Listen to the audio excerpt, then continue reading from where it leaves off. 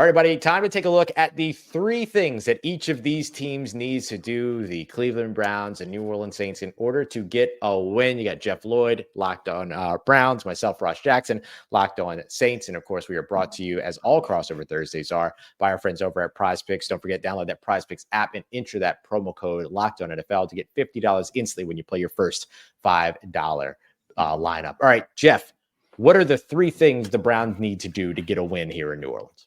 Certainly, it's going to be offensive balance. One, it's going to keep your defense off the field a little bit.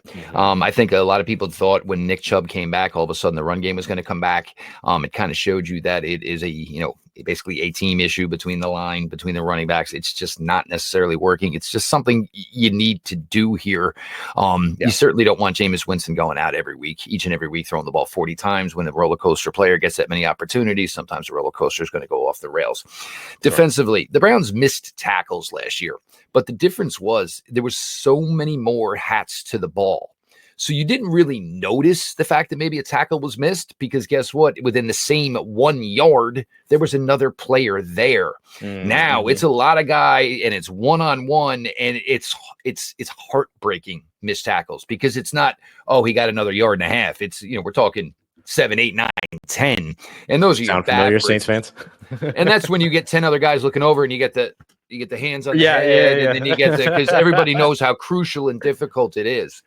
And the last one here. Now, look, Saints haven't had theirs yet. The Browns are just coming off of theirs. Where are you? Because most of the time when you're playing successful, you don't want the bye week. The last thing anybody wants to do is leave the building and get away. A, you're having fun. B, you're enjoying each other. You see, you're winning. When you're 2-7 and you're on the bye week, it's kind of almost like, well, all right, what are we doing in the off season? What are our plans? Is this help or does it hurt?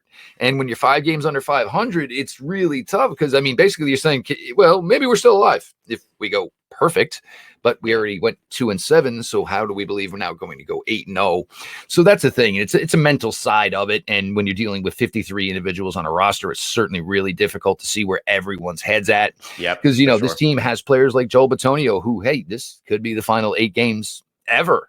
And then you've got, younger first and second year players where, I want to go have a career like Joel Bitonio. I'm dialed in 110%.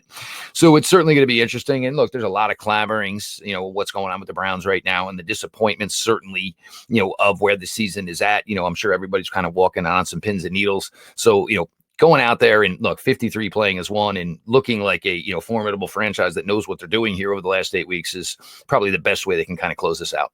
Yeah, absolutely. I love the bye week point, because it almost feels like the bye week's actually coming at the wrong time for New Orleans. Like, especially if they end up winning this game somehow, and then they string together 2 wins coming off the head coach change and all this other stuff, then you got to go to the bye week. All that momentum could potentially be gone. So you got to work really hard to kind of bridge that gap. So that's a really great observation there. I thought, honestly, going into this game with the bye week being after this game, that if the Saints hadn't fired Dennis Allen after that Carolina Panthers game, that this was going to be the game. This was going to be the one that was potentially going to be the nail in the coffin for him. But of course, we're beyond that conversation now. All right, so looking at what the New Orleans Saints need to do to get a win here, I'll echo yours a little bit. You brought up the run game and being balanced. The Saints have to limit that, right? You got to limit as best as you can when it comes to Nick Chubb. And listen, Jeff, when I say limit, I'm not even saying I'm not even talking double digits. I'm just saying not 150 yards, not 180 yards. Like, that's where the Saints have been living. The last week they gave up 180 yards, over 90 rushing yards, I believe it was, to 2 different backs in that game. And so you got to make sure that you're helping to limit that run game as best as you can. It's not eliminating it. It's just simply trying to damage control as best as you can. So I think doing that puts them in a situation, if they're able to produce and move the football on the opposite side, you're forcing the hand of Kevin Stefanski and the Cleveland Browns to throw the football. And then you can, like any team, it doesn't even matter that it's Jameis Winston on the other side. Any team is going to have a better chance against their opposition if their opposition is throwing 30, 40 times a game. It's just high variance for mistakes, all those other things. It's not even about Jameis in that situation. I do think that you want to make sure that this team is playing all 4 quarters. I think we saw a great example of that last week. Even though the offense trickled down in the second half, 5 of their 6 possessions were 3 and outs in the second half. So it was really the defense that kept them in the game. But man, 2 straight plays, 2 back-to-back plays. They had the perfect play call and the perfect moment, but one player on each of those plays, they came up one player short. Taliesin Fuanga, the rookie left tackle, who's going to be matched up with Myles Garrett a lot. He climbed up to the second level, but missed a block on a second level linebacker that ended up being able to move over the top and fill a hole where there was a wide open rushing lane for a big breakaway run for Taysom Hill that would have iced that game. And in the very next play was the fade route down the left sideline of Alvin Kamara, where he just inexplicably dropped a wide open pass, called it the lamest thing he's ever done in his life in a football game. When we talked to him after the game, he was very funny about it. But it was the 111th Darren Rizzi talks about. Yeah, everybody's got to do their job, and I think that they came up short on that in some big places last week on offense. You like to see them be able to play all 4 quarters this week, so that they're not putting that defense back out there and instead icing it with the offense on the field.